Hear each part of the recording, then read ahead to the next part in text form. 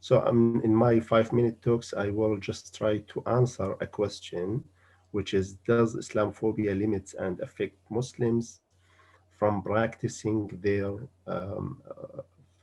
freedom of religion right?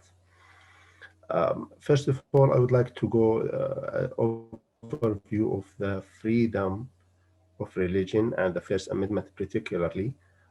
As you probably all of you know, that the First Amendment of the United States Constitution protects the right of freedom of religion and freedom of expression from the government interference. So basically, it prohibits any law that establish a national religion. That's why we do not have a particular religion for the state. Uh, the First Amendment basically says that everyone in US have or has the right to have her own or his own religion, or don't have a religion at all. As you also probably know, it's protected two rights. The first right is the establishment clause, as I mentioned, that the government cannot interfere with any regulation for the law. And the second is the free exercise clause, which is you have the right to practice your own law. It's important to understand that when they adopted our founders or the founders of this country in 1791, when they adopt this principle, the separation between the state and the government and the church, I'm sorry, it's just because all of them or most of them, they have different background of religion. So they take a step that they should separate religion from managing the state. Let's say that in general as well. So you have the right under the freedom of religion to put your thoughts and believe in action. For example, any Muslim has the right to wear his or her own special clothing, as Mr.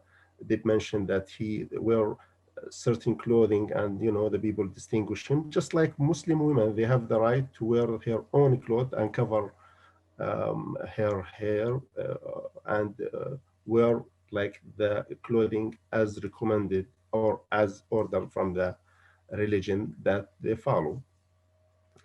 We have the right, as all religion and the Muslim as well, to have our own beliefs shared with others. So, for example, we at Islamic Society of Central Pennsylvania had multiple open houses to people to ask them to come and ask us questions, tell them about our religion, just like we try to tell the non-Muslim, let's say that, who we are and what we practice, what you should know about our religion.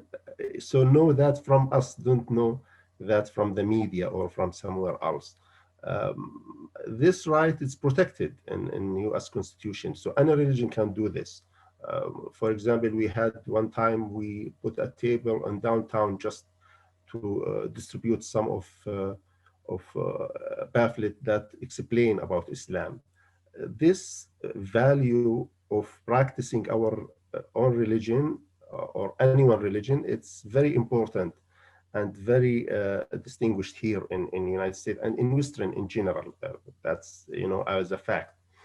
So the question, how Islam or does Islamophobia affect that right? How Muslim get affected in this? And that actually lead me to a very similar question that Mr. Alim asked, that is this only of certain religion, or are the people get like away from religion in United States? Something quite get different. Like the question here we ask, whether could be the Muslim could be integrated into American society. Are we part of American society? This question that been asked among the Muslim community, and perhaps many minorities or a small group of different religions, they would ask same question. We say this because we had a very heavy incident that happened maybe in the past 3 or 5 years against Muslim. I would share with you some of the example just to have general understanding of the Islamophobia, which is mean in general, just to give the definition of the Islamophobia, or is dislike of or prejudice against Muslim and Islam. And here we don't talk about legal theories. So the legal theory, it's the Constitution protect all Muslims, but the society, some part of the society or certain group of the society, they do not apply this rule clearly, and they do not, practice as we should all practice the freedom of speech or freedom of religion. So the Islamophobia hits to hate crime, which is all over United States.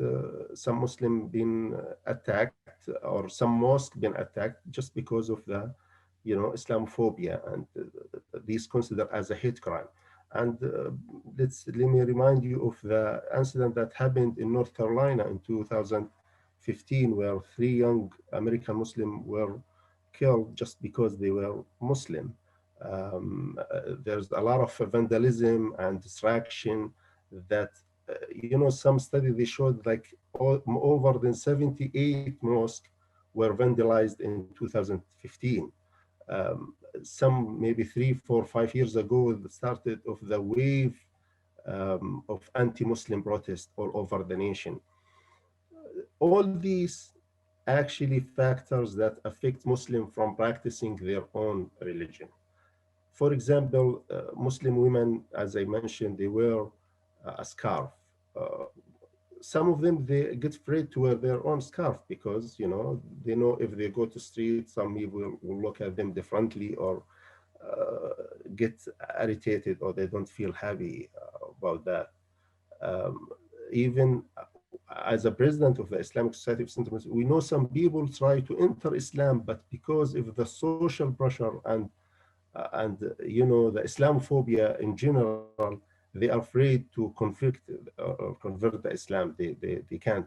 They have they are under a very huge pressure. So they said, okay, we can. Can we come back like after thinking, or and then they go, they never come back, but they want to change their religion, or they want to convert Islam. So these example happened not as I mentioned as a legal point of view.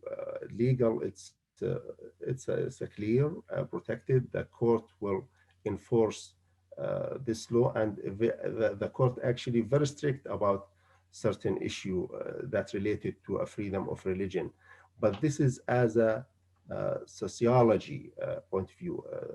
The society in some area, in some mind, let's say that they don't accept others. They don't like to.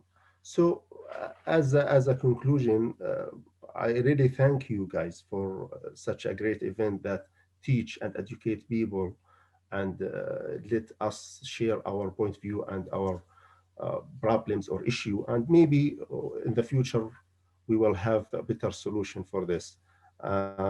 This is what I have, and thank you so much again for having me.